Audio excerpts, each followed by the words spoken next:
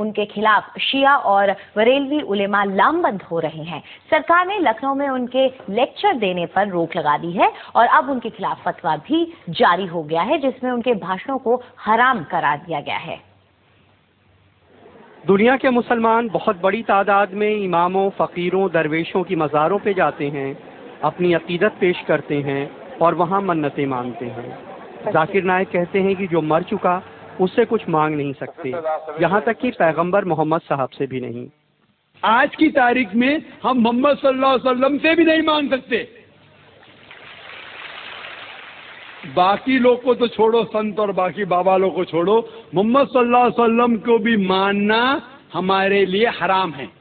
جو شخص Zakir Naik Usama bin Laden کی بھی تعریف کرتے ہیں، کہتے ہیں کہ اگر وہ آتنکوادی ہے تو ہر مسلمان کو آتنکوادی ہونا چاہیے۔ آپ میری رائے پوچھیں تو اگر اسامہ بن لادن اسلام کے دشمنوں سے لڑ رہا ہے تو پھر میں اس کے ساتھ ہوں۔ اگر وہ امریکہ یعنی ایک آتنکوادی کو آتنکت کر رہا ہے تو میں اس کے ساتھ ہوں۔ پھر تو ہر مسلم کو آتنکوادی ہونا چاہیے۔ ذاکر نائک مہاراشٹر کے ہیں، دنیا بھر میں اسلام پہ لیکچر دیتے ہیں۔ وہ اسلامک ریسرچ فاؤنڈیشن نام کی سنستھا چلاتے ہیں جو پیس ٹی وی نام کا چینل چلاتی ہے۔ ذاکر نائک کے بھاشنوں سے تمام مسلمان ناراض ہیں۔ وہ مزاروں کو مٹی میں ملانے کی بات کرتے ہیں، محمد صاحب سے بھی منت مانگنے کے خلاف ہیں کیونکہ وہ مر چکے ہیں۔ وہ امام حسین کے قاتل شاسک یزید کی بڑائی کرتے ہیں۔ یو پی میں ان کے خلاف شیعہ اور بریلوی سنی علماء لامبند ہو رہے ہیں۔ سرکار نے لکھنؤ میں ان کے لیکچر دینے پہ روک لگا دی ہے اور ان کے خلاف فتویٰ بھی آ گیا ہے جس میں ان کے بھاشنوں کو حرام قرار دیا گیا ہے۔ اگر اس کا عقیدہ ایسا ہے کہ نبی مردہ ہو کے مٹی میں مل گئے تو وہ کافر ہو گیا، اور جو لوگ اس عقیدے پر چلیں گے وہ بھی کافر ہو جائیں گے۔ حالانکہ ذاکر نائک کے سمرتھک اسے غلط نہیں سمجھتے ہیں۔ پوری دنیا میں مسلمانوں ہی میں الگ الگ عقیدے کے لوگ ہیں، ہر آدمی اپنے عقیدے کے حساب سے بات کہتا ہے اور ہم یہ سمجھتے ہیں کہ اس کو بات کہنے کا حق ہے۔ لیکن یہ حقیقت ہے کہ ذاکر نائک کے بھاشنوں نے مسلمانوں کو دو گٹوں میں بانٹ دیا ہے۔ لکھنؤ سے کمال خان، NDTV انڈیا کے لیے۔ اور اس معاملے میں اپنی صفائی دیتے ہوئے ذاکر نائک نے کہا ہے کہ میں نے اسامہ بن لادن کے بارے میں جو بات کہی ہے اسے ادھورے ڈھنگ سے دیکھا جا رہا ہے۔ کیونکہ اسامہ بن لادن کی تحقیق نہیں کی، صرف BBC اور CNN کو کے بارے میں سن کے میں کہوں گا اس کے بارے میں، تو قرآن کی آیت سورہ حجرات میں سورہ نمبر 49 آیت نمبر 6 میں جب بھی کوئی بات آپ تک پہنچاتا ہے اس کی تحقیق اور دوسرے کو پہنچانے کے لیے، تو نہ میں دہشت گرد کہا، نہ ان کا اچھا انسان کہا، نہ برا کیا۔ لیکن اگر میں یہ کہتا ہوں کہ جو بھی دشمن اسلام کے خلاف لڑ رہا ہے میں ان کے ساتھ ہوں۔ وہ یہ بھی کہتے ہیں کہ ایسی بات پہلے بھی کہی گئی ہے لیکن مجھے ہی نشانہ کیوں بنایا جا رہا ہے؟ وہ لوگ مجھ پہ فتویٰ جاری کرتے ہیں کہ کیونکہ میں نے یزید کے بعد رحیم اللہ کہا، میں اللہ بھی کہا، میں کافر ہوں، تو ان کو یہ بھی فتویٰ جاری کرنا چاہیے کہ امام غزالی نعوذ باللہ کافر ہے۔ یہ کہنا چاہیے کہ جس نے بخاری شریف کی شرح لکھی حافظ ابن حجر عسقلانی، وہ بھی کافر ہے، نعوذ باللہ رحیم اللہ۔ تو دیکھنا چاہیے کہ جو لوگ نے فتویٰ دیے، دارالعلوم دیوبند، دارالعلوم ندوہ، جماعت اسلامی، اہل حدیث، سارے علماء کہتے اختلاف ہے، اور اگر کوئی کہتا ہے تو کہہ سکتا ہے، اور کچھ لوگ نے علماء نے کہا کہ کہنا مستحب ہے۔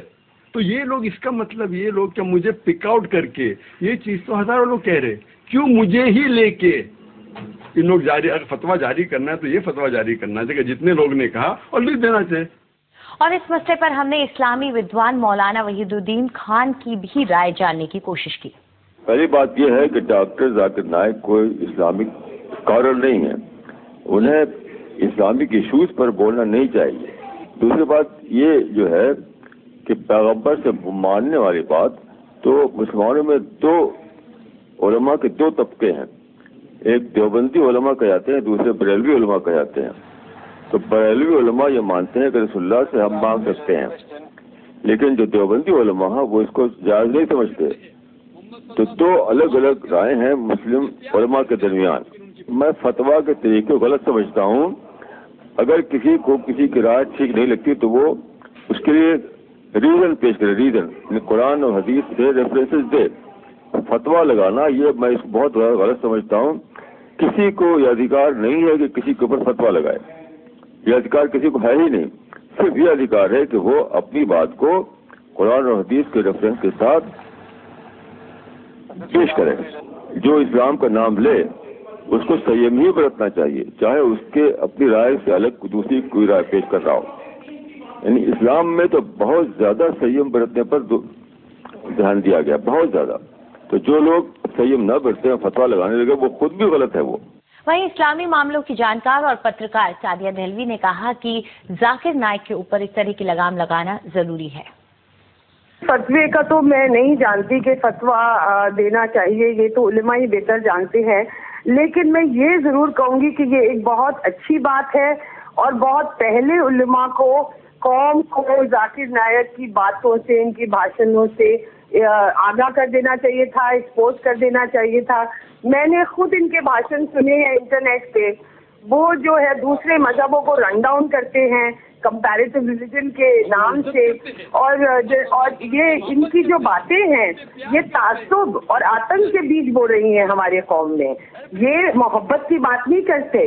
इल्म जो है बगैर मोहब्बत के मेरे लिए बेकार है। और हम जो है, हमारा एक सूफी ट्रेडिशन है, 1400 साल की एक रिवायत है, हम उसको इनके कहने पे रद्द नहीं कर सकते। हम ख्वाजा गरीब नवाज का दामन नहीं छोड़ सकते। क्या हम हजरत निजामुद्दीन औलिया का साथ छोड़ दें? उनके हमारे जो सूफी इकराम आए हैं, हम उन्हीं के हाथों पर इस्लाम लाए हैं, मोहब्बत के पैगाम से इस्लाम लाए हैं। अगर जाकिर नाइक जैसे लोगों की कहने पे हम इस्लाम नहीं लाए तो हम उनका तरीका नहीं भूल सकते। और मैं आपको बता दूं 80% जो मुसलमान पॉपुलेशन है दुनिया में, वो इसी रिवायत को, रूहानियत को, तसव्वुफ को और सूफियों का एक बताया तरीके पर ही चलती है। ये जो एक रेडिकल आइडियोलॉजी है, इसको आप वहाबी आइडियोलॉजी कह दें या कुछ कह दें, ये एक पीस चैनल के जरिए ये इसको प्रमोट कर रहे हैं। मैं तो यहाँ तक कहूँगी कि इनके जो अकाउंट्स हैं आप उसको स्क्रूटिनाइज करना चाहिए, कि क्योंकि फ़कीरों के पास, उलमाओं के पास इतना पैसा चैनल चलाने के लिए नहीं आता। ये कहाँ से फंडिंग आ रही है?